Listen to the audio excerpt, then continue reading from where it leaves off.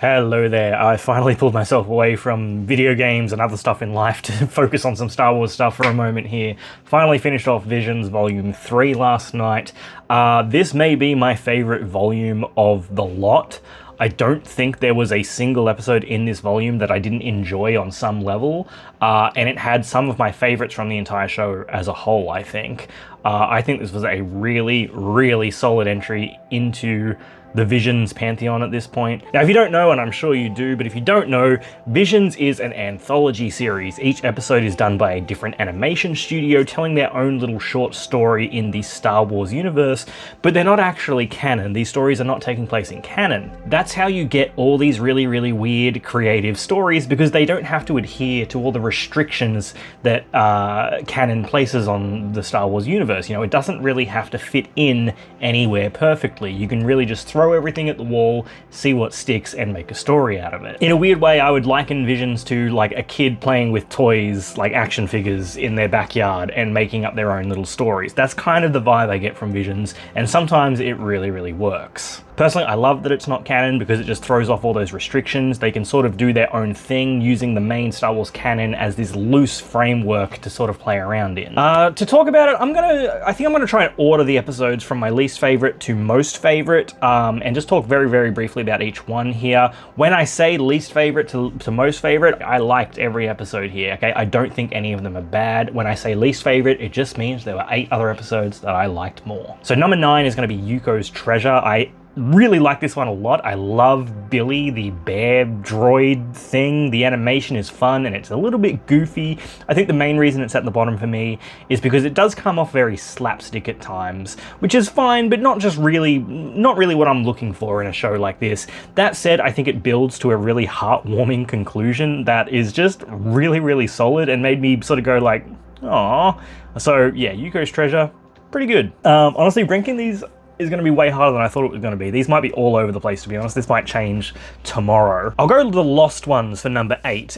This is actually a sequel to The Village Bride from Volume 1. I really like the character of F. I think she's really cool, has a lot of story to tell. I don't think this episode grabbed me as much as The Village Bride did, though.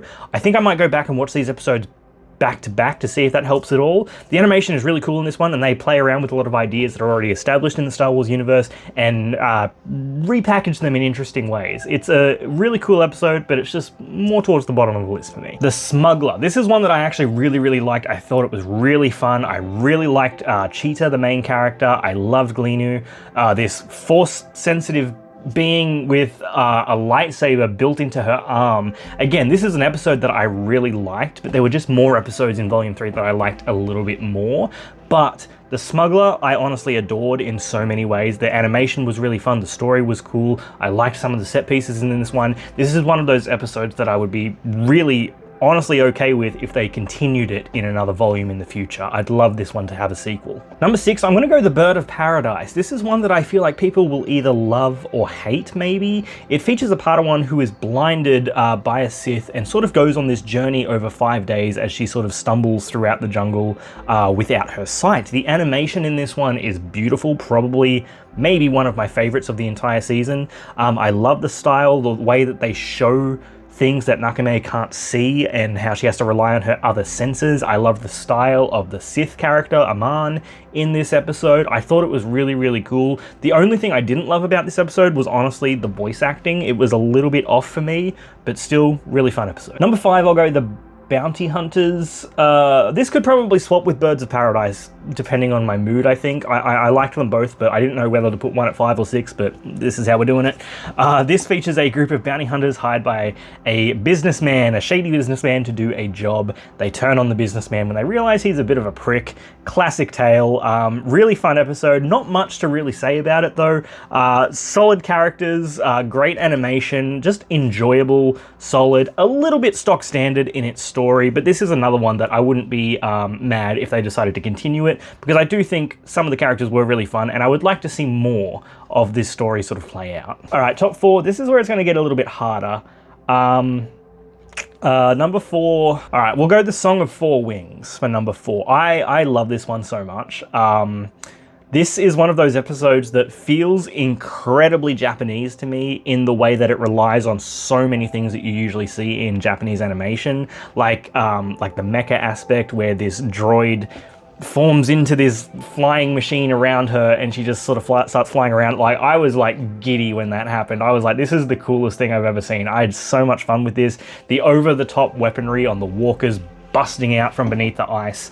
It was just an absolute blast of an episode. This was probably one of the most fun episodes I think I had in this volume. I had so much fun with this one. It was a blast. I did watch this one twice back to back. I was just like, that was really cool. I want to watch it again. Number 3, I'm going to go Black. I don't know if this is controversial or not.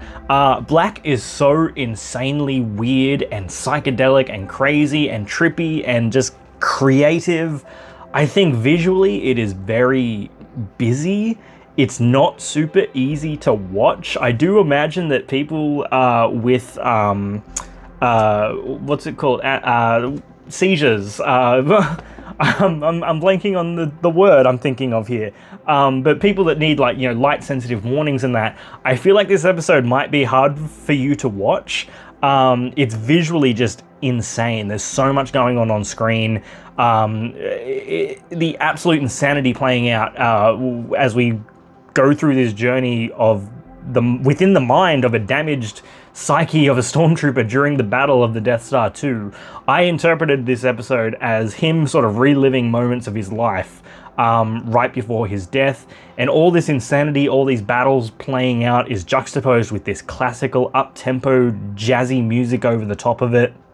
It's just brimming with creativity and ideas. It's very, very unique. I don't think I've really seen anything like this in the Star Wars universe before.